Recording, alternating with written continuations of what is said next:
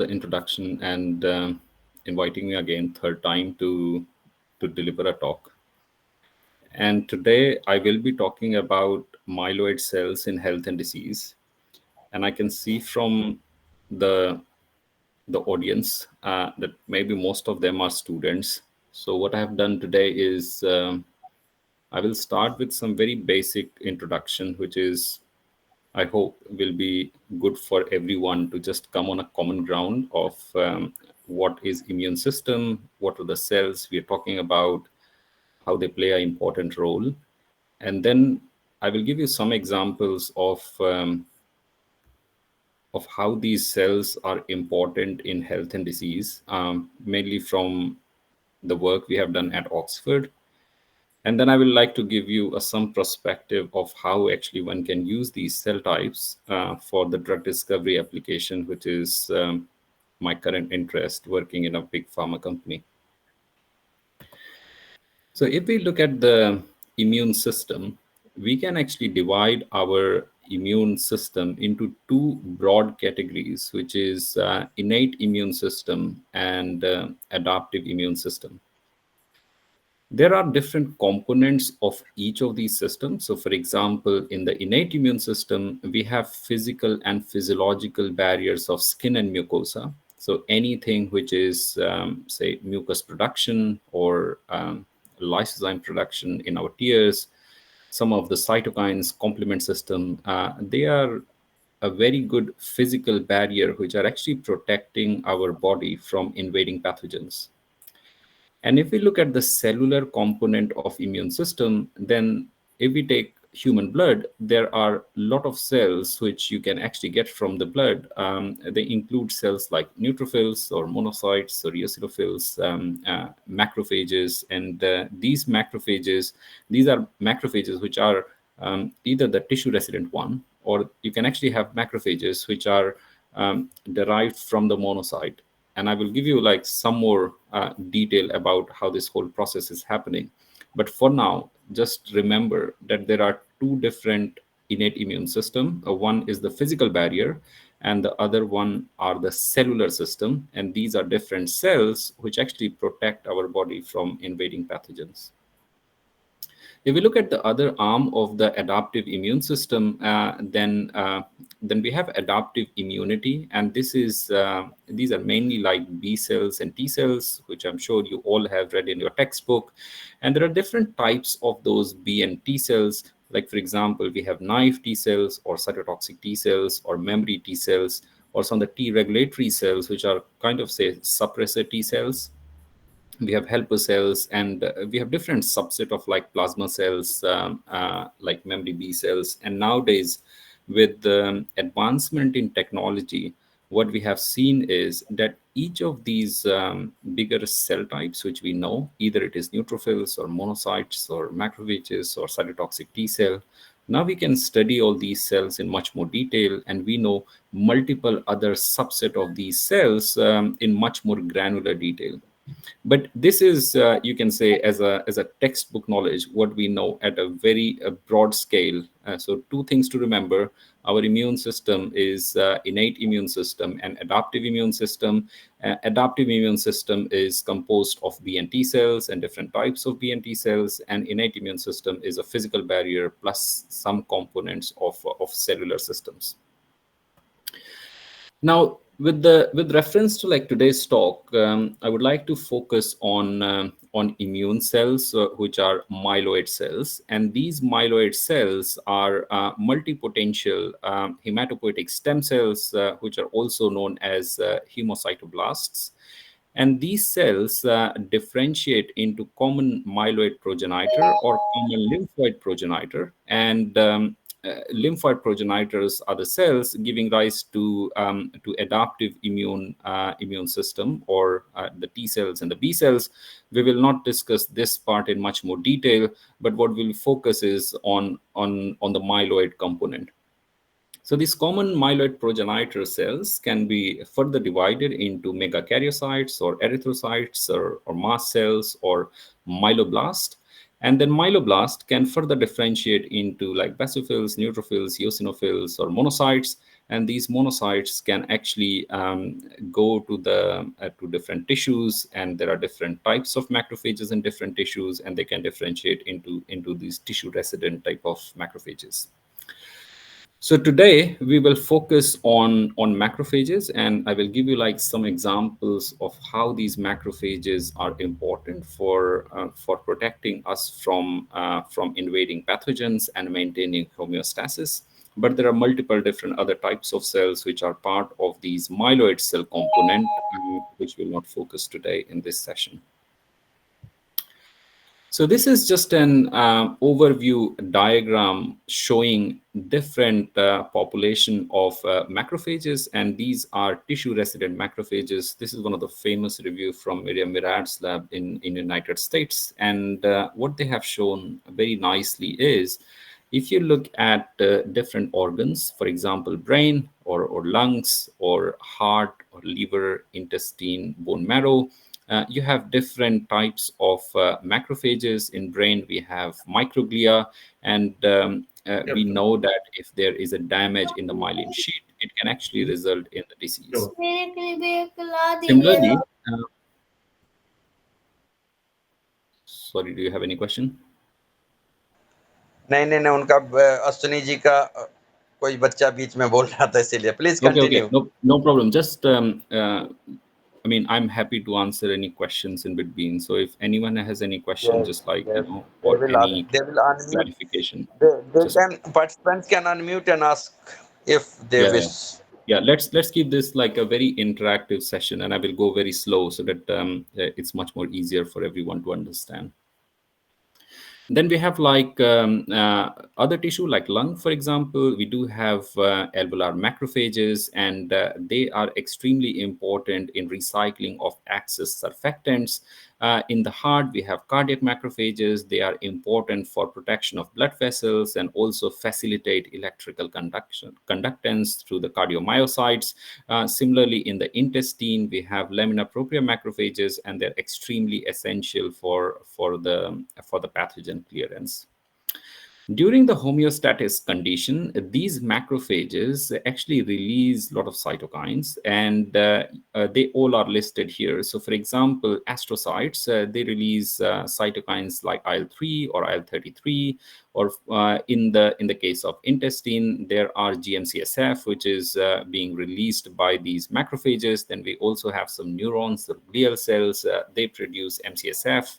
And in the case of bone marrows, these macrophages do produce MCSF and also rank L, which results in like osteoblast, osteocyte type of formation.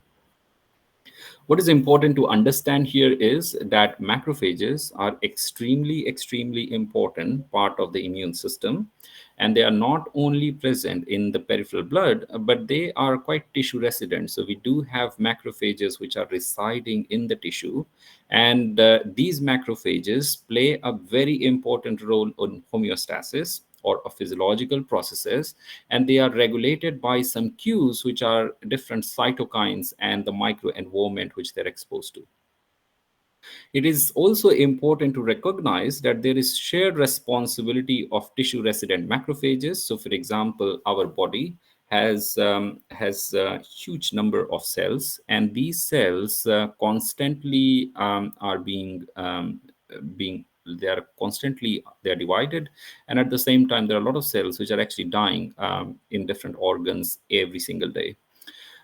What is very important is that these macrophages, which are having a phagocytic capacity, so they are known as phagocytes, they clear the cell associated material or foreign body. So, for example, if there is a dead cell or there is a bacteria which infected the host, then these are the different tissue resident macrophages which are extremely important for the resolution of inflammation. So, they basically do the phagocytosis, they break the foreign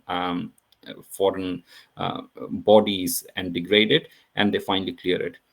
They're also important in safeguarding the neuronal nets, and they also are important for vascular tone and integrity and mounting the first line of defense against the pathogen. So till now, what I have tried to explain you is that we do have immune system, which is very important for fighting against pathogen and protecting our body. They can be mainly divided into innate and adaptive immune system. And in the innate immune system, we have macrophages, which are extremely, extremely important. And those macrophages are present in different body organs, and also we do have monocytes which are in the peripheral blood, and they can travel to the different tissues, and then they become tissue resident macrophages, and they protect us from infection, and they also maintain homeostasis. Now, this is an overview type of thing, like, okay, they are there and they are present, but I kept on mentioning two things. Number one, that there are macrophages which are tissue resident, and then there are macrophages which are produced from monocytes. So they are known as monocyte derived macrophages. So it is important to have a look and understand that what is the origin of those macrophages, okay, because they can be of two different origin. So in this review from Miriam's lab, they have very nicely demonstrated that right from the embryogenesis to childhood to adulthood, what you can see here on the top is embryogenesis, childhood, and adulthood. You have these different macrophages which evolve over a period of time, and they actually make the tissue resident macrophages which are from different lineages.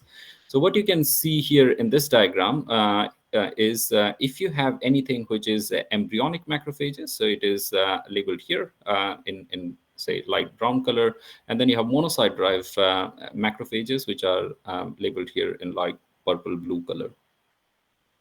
If you look at the neuronal cells which are present in the brain, and they are, say, brain resident macrophages, then they are mostly of embryonic origin, and very few proportion of those macrophages are actually monocyte derived macrophages, meaning these are the cells which are traveling and are in the periphery, but during the inflammation they actually go to the brain.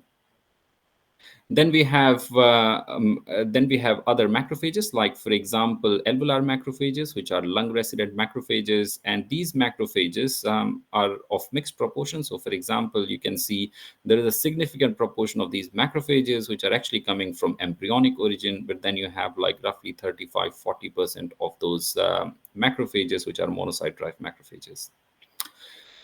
If we look at the tissue, which is like intestine, for example, so these are monocyte-derived macrophages, which are quite dominant in the intestine, but there is also a proportion, a very small proportion of those macrophages, which are embryonic in origin.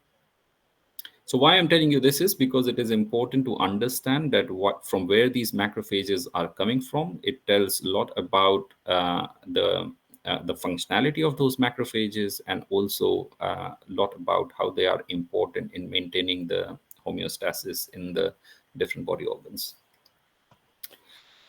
Now, what happens during the health and disease is we know so far, based on what I mentioned, we know there are microglia which are present in the brain.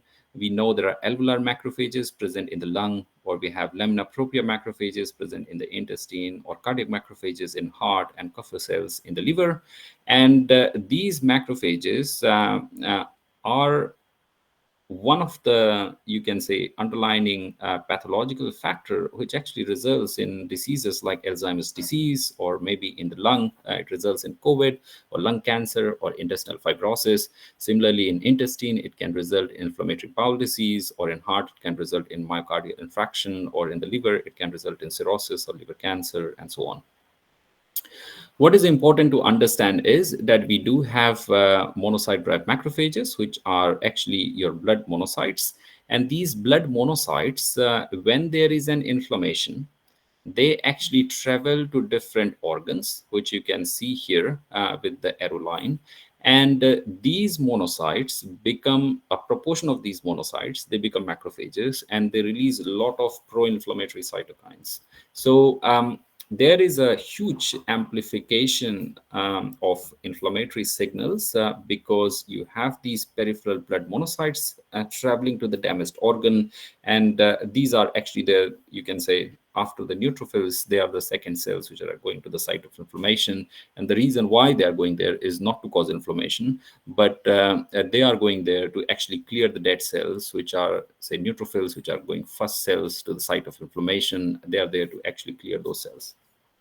But the problem can be later on that if you have macrophages, which are like tissue-resident macrophages derived from the blood monocyte, they do their job in the best possible case. But sometimes what can happen is that these macrophages, just because of some genetic factors or some environmental factors, or just because of aging, they are not able to do their job properly, which means that if they have the job to clear the dying cells, maybe they are not able to clear the dying cells, and that results in some cytokine release or chronic inflammation, and can result in either cancer, or it can result in fibrosis, or it can result in the prolonged neurological diseases.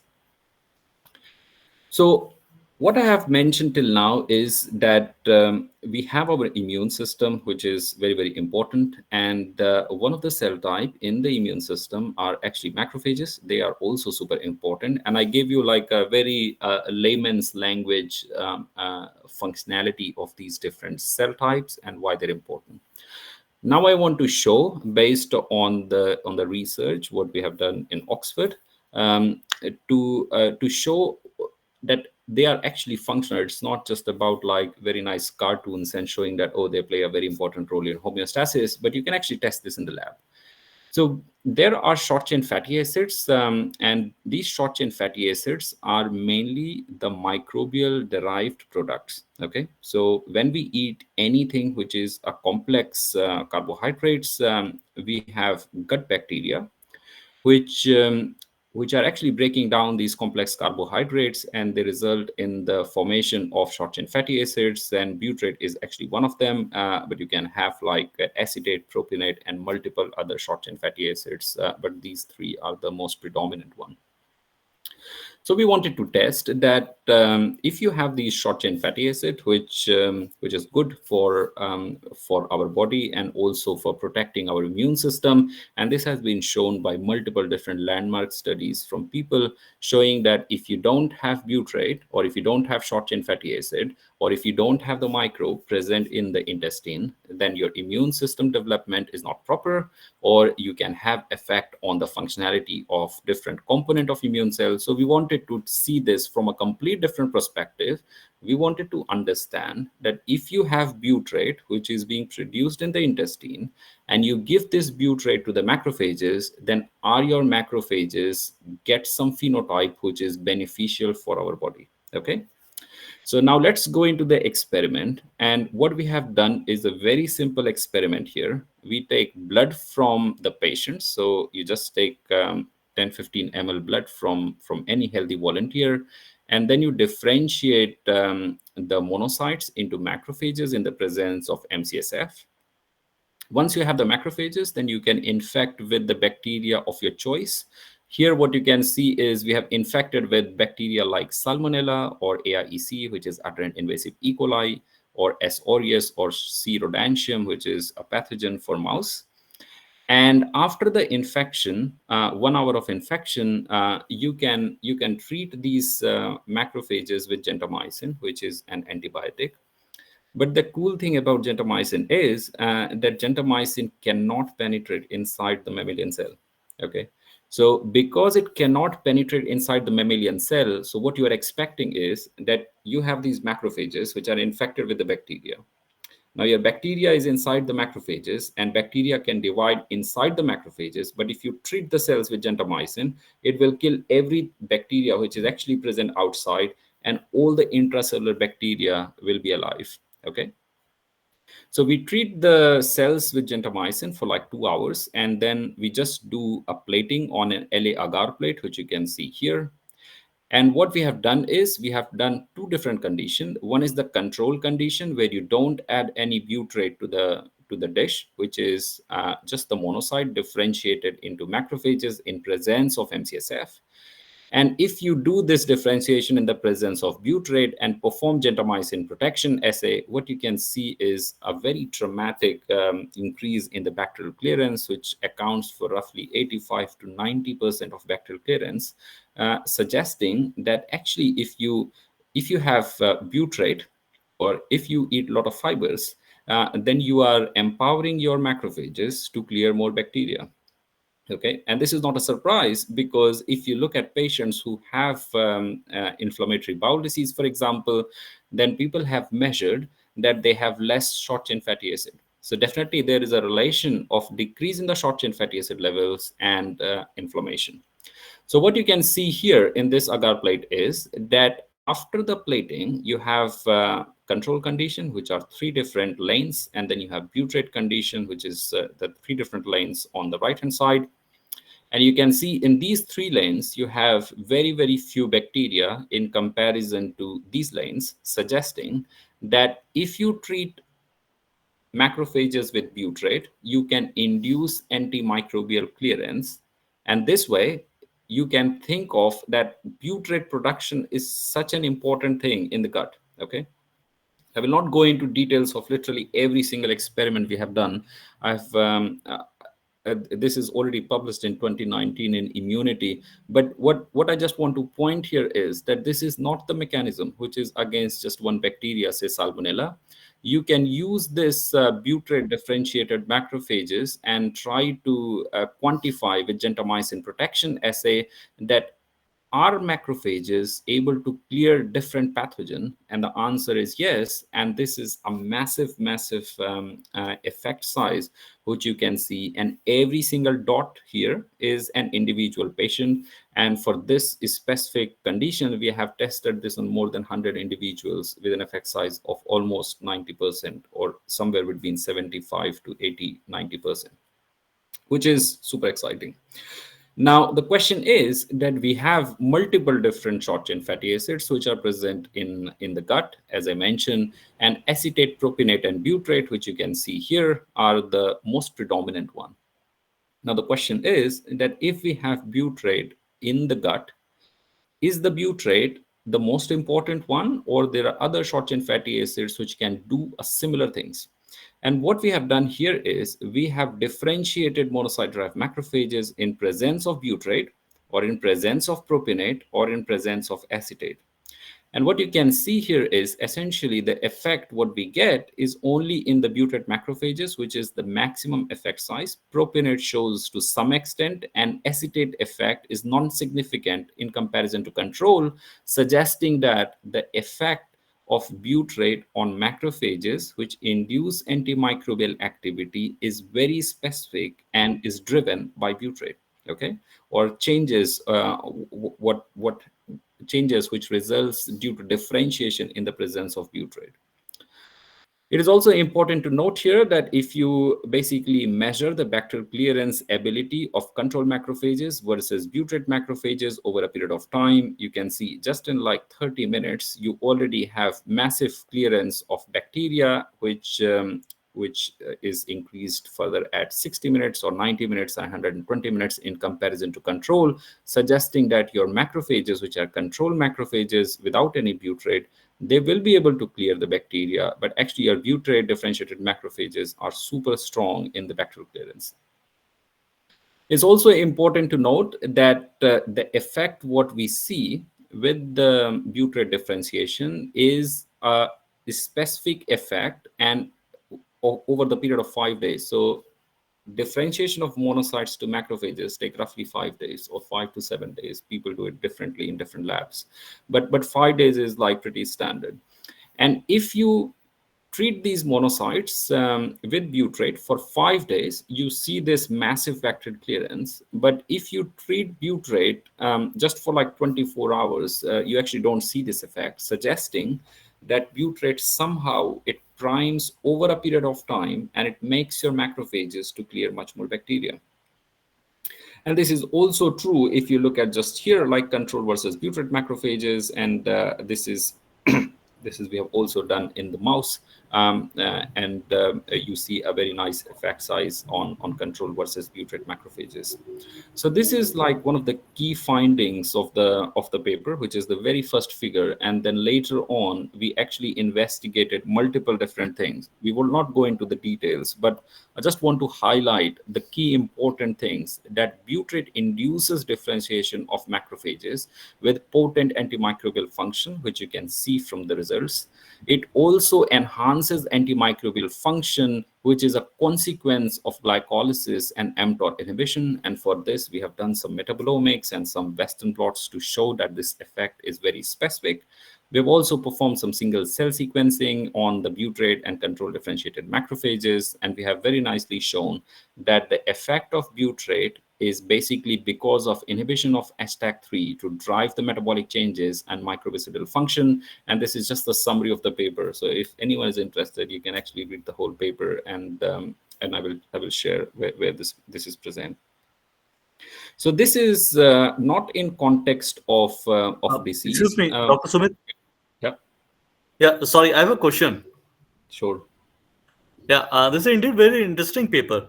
I just wanted to ask the type of short chain fatty acid that you tested. That means butyrate, Mhm, propionate, and acetate. mhm. So the type only depends on the type of fatty acid that we are getting depends on the type of gut flora or the type of carbohydrate that we are consuming, or both. Yeah, actually, is a very good question. So the answer to this is actually both, because you might be eating, say, a lot of complex carbohydrates, but if you don't have the right bacteria to digest it, then that will have a consequence on generation of short chain fatty acid. And similarly, if you have very good bacteria but you don't eat fibers, that is also a problem, right? So what you really need here is, and if you follow any channels which are like talking about like healthy gut or healthy life and so on, they all tell you to actually eat more fibers. Okay, it can be in any form. You need to eat more fibers, and this is just a demonstration of the fact that eating fiber is good. But this is like in terms of mechanism, what is underlining, if you eat more fibers, it actually helps you to get more short chain fatty acid from a gut bacteria, and it also shapes immune system and keeps you protected. So actually it is both. You do need a gut bacteria which are having those pathways which can digest these complex carbohydrate, but at the same time you need to have carbohydrates as well. Exactly. So, suppose a single bacteria is converting complex carbohydrate into all these three fatty acids. So, is there any way we can switch from acetate to butyrate, or any, Yeah, I anything think like that? If yeah, yeah, I think it's a very good question from a drug discovery perspective. So I think you don't need to convert like acetate to towards no, no, not butyrate. Like if conversion. you Sorry, yeah. not conversion. I mean, is there any switch kind of switching mechanism that if we can let's say suppose kind of metabolic engineering, so if a single bacterial species is converting the complex carbohydrate into all these three fatty acids, Mhm. can we have anything in terms of metabolic engineering that can switch from more conversion into acetate than more conversion into butyrate? Yeah, I'm sure like there will be ways to actually engineer it, but if you see in terms of like practicality and like ethical approvals and so on, what will be actually much better is to select those organisms which have those pathways, which results in this acetate, propionate, and butyrate production more. Okay, yeah, I mean, Right. I think it's a proof of concept. Of course, you can do some metabolic engineering type of thing to say drive more butyrate production or drive more acetate production. But maybe the better way to target this would be to basically have right bacteria, which can actually have those pathways, metabolic pathways, which can produce a good amount of short chain fatty acid. And although I'm highlighting here one of the function, which is an antimicrobial function, but propionate and acetate, people have done a lot of studies. They are also quite essential. So what you don't Exactly. want to do is by changing or say overproducing. You don't want to Right, change right. the homeostasis. So everything is good, but in a good amount. This is In what good I would amount. say. Definitely. So I'm definitely going to read the whole paper. It's very interesting. Thank you so much for sharing. No worries. Are there any other questions? Because I cannot see anyone. So if there are any Not from questions, my just side. like, Thank you so much. okay. If there is any question, just unmute and ask questions. Okay. So this particular paper I have shown you just to show as a proof of concept that butyrate, which is present in the gut because of degradation of complex carbohydrates produced by the microbials, they can actually shape our immune system, and specifically here the myeloid cells, and in way they can influence the antimicrobial capacity. Now, in the next few slides, what I want you to convince is that these macrophages are not only important in the healthy condition, but if your macrophages have genetic mutation in some of the important genes, then that can actually result in the disease. Okay, so this is another paper which we published in 2016 in Gut, and what we have shown here is that there are patients who have Niemann-Pick disease type 1. Okay, so these are basically patients who have neurological condition, and here in Manchester, in UK, there is a whole cohort of these patients who have mutations in the Niemann-Pick type C. So they have mutation in this gene, which is NPC1, and roughly 5% of those patients. So out of every 100 patients, you have like 5 patients who actually develop Crohn's disease, which is intestinal inflammation. So now the question is that NPC1 gene mutation results in a neurological phenotype, right? And so you can expect that there will be some neurological symptoms, which is very obvious in these patients. But the more puzzling thing is that why the mutation in NPC1 actually results in Crohn's disease, which is actually a gut inflammation. So what we wanted to do here is first show that the macrophages are indeed the driving cells for this pathological condition. So what you can see here in this image is the macrophages. So these are macrophages from the control patients, so healthy donors. This is copy stain. Just you can see the nucleus here. There are two different macrophages, and then we have just labeled this with a lysotracker, which stains the lysosome of the cells. Okay, and just to say that NPC1 is very important protein for the lysosomal autophagosome to lysosome fusion, which is the part of the autophagy process. Okay. So now if you actually compare the healthy donor and then you compare the macrophages from the Niemann-Pick patient, what you will observe is that there are actually a lot of red dots here suggesting that the lysosomes from these patients are much more bigger, meaning they can eat the foreign bodies, but they cannot clear it. And that's the reason why in the lysosomes you have like a lot of content which is just accumulated, and but it's not getting cleared. Okay, so there must be like something wrong. And if you actually mimic this with a drug, which is U18666A, which is a drug which kind of say mimics the NPC1 phenotype, you can actually have a very similar phenotype. So this is from the patient. So patient having a mutation in NPC1, and this is a chemical which is treated for like 48 hours, and when you treat with the drug, it actually gives you a phenotype which mimics NPC1. Okay, so this is just showing like phenotypically like how these macrophages look like, and just by looking at the image you can see that there is something wrong in these macrophages, and they do have like much more bigger lysosomes.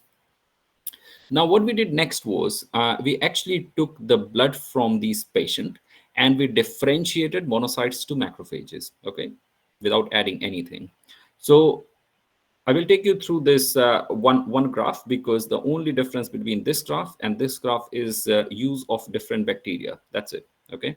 So these are healthy donors or healthy controls, and each line here, it shows like one patient, And then what we do is, after the macrophages are differentiated, we treat macrophages with MDP, which is myromyl dipeptide. And when you treat with myromyl dipeptide, what you see is control macrophages clear more bacteria, okay? Which you can see is significantly lower, meaning that if you treat macrophages with myromyl dipeptide, you can actually induce bacterial clearance.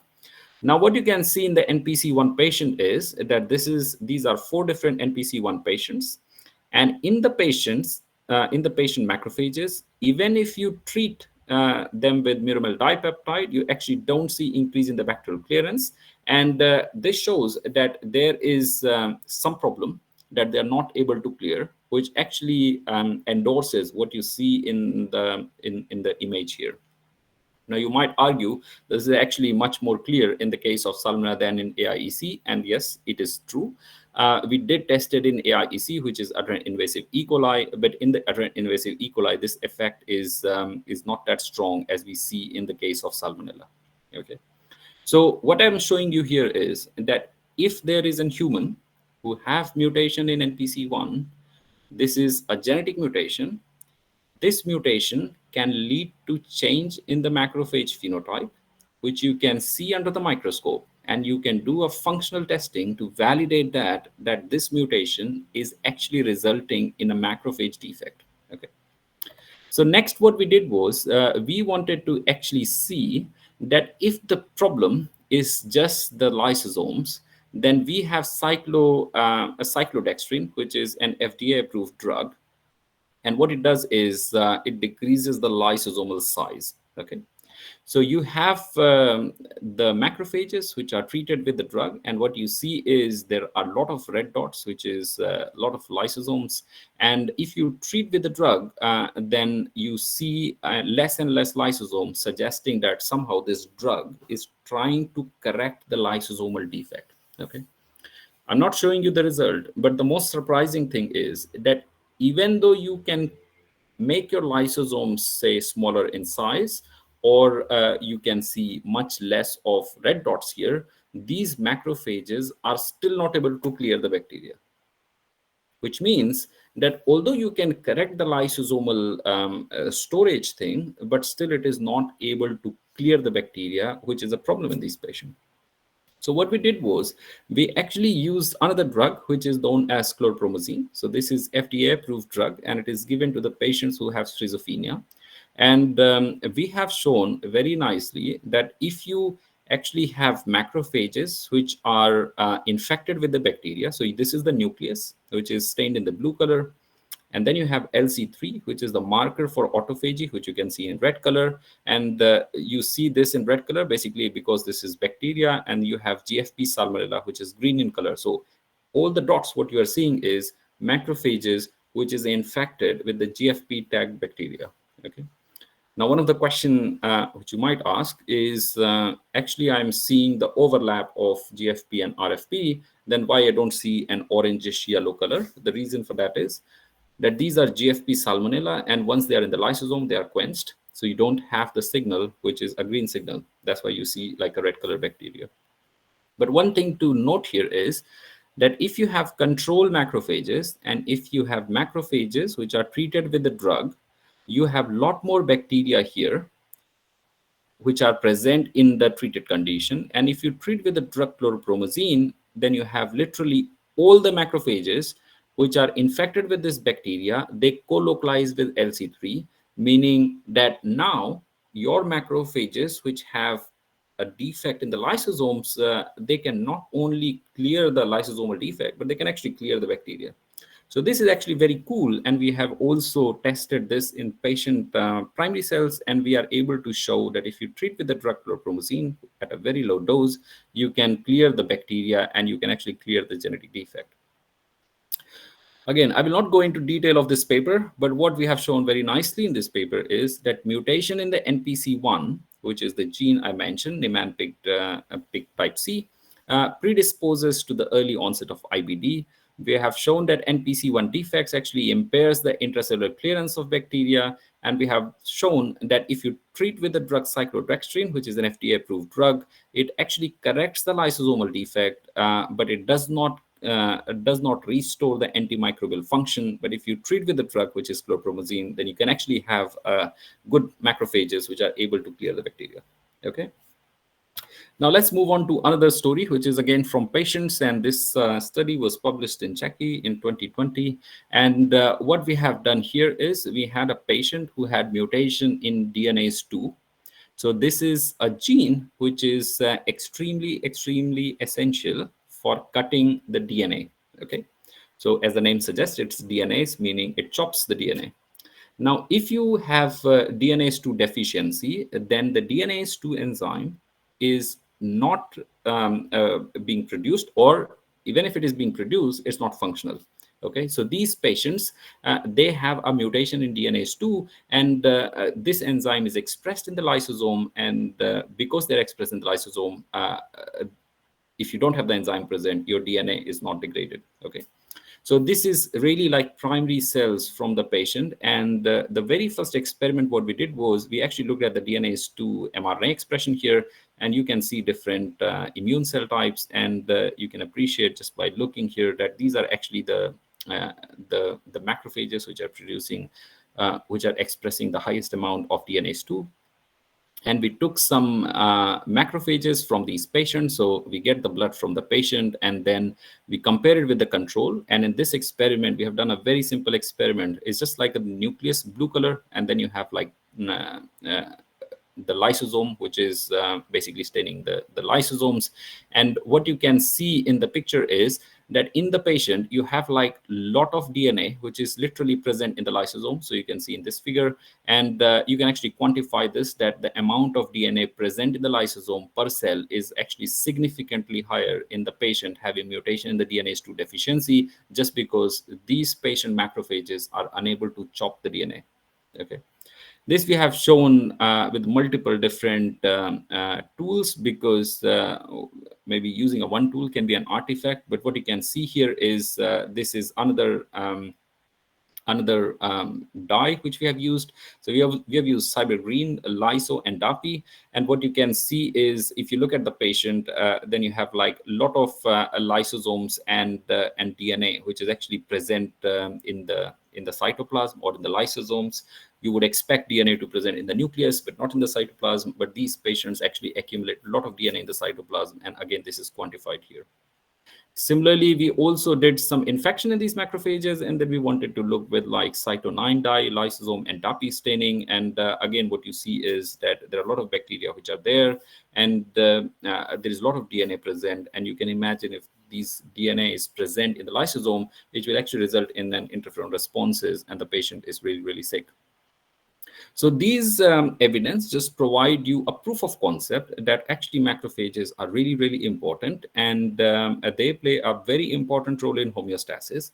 If you have mutation in a specific gene, then actually you are predisposed to get different diseases depending on how penetrant is the mutation and where is this defect. Okay. So what we have shown here in this paper is DNase2 deficiency leads to early onset intestinal inflammation. And actually the whole pathway, which you can see here, is via a JAK1, JAK2 pathway. And we have shown if you actually do the blocking with baricitinib, which is JAK1, JAK2 inhibitor, you can actually curb the pathological interferon signaling. And the cool part of this paper was that this patient was just 15 years old, okay, from Paris, and was not able to go to the school. A lot of weight loss. The liver was like super big. But after we published this paper, we were actually able to get approval for the repurposing of the drug. And this patient was treated with the baricitinib drug. And you can already see that the interferon signaling was much more lower now. And the student was able to go to the school and was gaining body weight and so on. So these type of research actually have not only the consequence on the biology of macrophages, but also you can really impact patient life. The last example which I want to show is from the paper we published in Gastro in 2022. And this is another defect, which is congenital neutropenia, which is caused by a mutation in the gene known as G6PC3 and SLC37A4. So these are a glucose 6 phosphate a transporter. And just to show you, like, just to give you a very brief introduction about this, you have these G6P translocase. So these are like channels which are very important for translocation of glucose 6 phosphate from the cytoplasm inside uh, the endoplasmic reticulum. And similarly, you have the enzyme, which is G6PC3. What it does is, because you have actually phosphate, glucose 6 phosphate, it won't be able to go outside again in the cytoplasm. So this enzyme actually cleaves the phosphate so that you have glucose. And when you are doing the gluconeogenesis, then the free glucose is available to the body cells. So mutation in these two genes can also have an impact on bacterial clearance. And what we are able to show was, if you take the monocyte-derived macrophages from the patient having different mutations, so the blue color and the red color shows different gene mutation, you can actually see that these patients were having many, many more surviving bacteria. And these macrophages are unable to clear the bacteria. And you can also mimic this by using one of the inhibitor, which is S3483. And if you treat with the inhibitor, again, you see more number of surviving bacteria. You can also do this with the FACS experiment, where you can actually use the macrophages and then you infect with salmonella. And actually, this was a cool system, because what we did was we cloned the GFP under the pH sensitive promoter. So under the normal circumstances, your bacteria are not green in color, but they become green only when they go inside the lysosomes. Okay. So what you can see is these are your macrophages. When the bacteria is present outside, it is not green in color, but when they actually go inside the macrophages in the lysosomes, they are green in color. And now you can do the FACS experiment, where if you have much more green color, meaning that there is less amount of killing of bacteria, because the more bacteria are surviving inside. And if you have less of GFP, then you have more killing, meaning less bacteria surviving inside the macrophages. We were able to show that if we actually treat these patient macrophages with rapamycin, which is an mTOR inhibitor, you can actually restore this defect, not only in the inhibitor treated condition, but also in the patient. So for example, here you have control macrophages. If you treat with rapamycin, you induce bacterial clearance. If you have the drug treatment, then it mimics the patient phenotype. But if you treat with rapamycin, you can again induce bacterial clearance. And this is true in the case of healthy donors and also in patient. So your controls have these bacteria surviving. But if you treat with rapamycin, you can decrease the total number of surviving bacteria. And your patients have more number of surviving bacteria, but you can restore the defect. So with all these like 3-4 examples of the original research, I hope I've been able to convince you that macrophages are very important. They are extremely important in homeostasis. And we have shown with the mutations, some of the patient or human studies, that if there is a mutation which is specifically in the genes which are essential for the macrophages, then that can actually predispose to the disease. Okay. So there's a lot which needs to be done in terms of what we can do as a scientist and what type of targeting and therapies are currently available for targeting macrophages. So this brings me to the next slide. So I just accumulated the evidence, which is from the pharmacological research published just a few months ago. And what you can see here in the very first column is different drugs. And you can see different indications, right from prostate cancer to antifungal to osteoporosis, or from colitis, rheumatoid arthritis, and so on. And it shows the macrophage polarization, that how these drugs actually change the macrophage polarization toward M1, M2 type of phenotype. And they are all like published studies suggesting that we do have a lot of FDA approved agents which are important, and they can actually manipulate the macrophage polarization, which can be essential for targeting the disease. But there is a lot which needs to be done in terms of being very specific, because we do have the macrophages which are good macrophages, or we have macrophages which are bad macrophages, like inflammatory macrophages. And targeting macrophage population as a whole is not a very good idea, but one actually needs to go to very specific type of macrophages which are inflammatory macrophages for the proper from the drug development perspective. So just want to give you like a couple of slides in next 2-3 minutes, just to show that macrophage targeted drug delivery systems are being developed, and they have been developed from like more than like 10, 15, 20 years now. There are macrophage-based drug delivery system, meaning that you actually can have the drug-loaded carriers, and they are attached with the ligand. So what you can see here is the ligand, and these ligands can actually bind to the macrophages. And when they bind to the macrophages, then these ligand and the drug-loaded carriers can be actually macrophages can do phagocytosis. So you can either kill the macrophages or you can actually modify the function of macrophages. Similarly, what you can do is you can have living macrophage delivery system. So in this one, you can actually treat the macrophages with your drug-loaded carriers. So you have macrophages which are treated with a drug of your choice. Or you can actually have macrophages where you can extract some of the membrane, like it's like a membrane-coated delivery system, and you can have then these drugs which are not macrophages, because there can be challenges if you actually use the whole cell, but you can actually use some of the proteins which are expressed on the surface, and that can be used as a very good delivery system. Similarly, there are a lot of studies which people have done on the secretion system. So like exosomes is one of the things. We do know that cells actually secrete these small vesicles, which are exosomes. Now, if you can actually have those exosomes, which are lipid bilayer, and you can have the drug which is inside these liposomes, then you can actually treat the macrophages, and you can load with whatever drug of your choice. And of course, there are challenges, but people are still developing this as a tool. You can also have macrophage extracellular vesicle membrane coated with the delivery system. So, for example, you have these macrophages which are secreting these exosomes. You can actually extract these membranes, and then you can actually design your own one, which is with the specific antibody which targets an antibody which targets a receptor on the macrophages, or any specific receptor which is a macrophage subpopulation specific.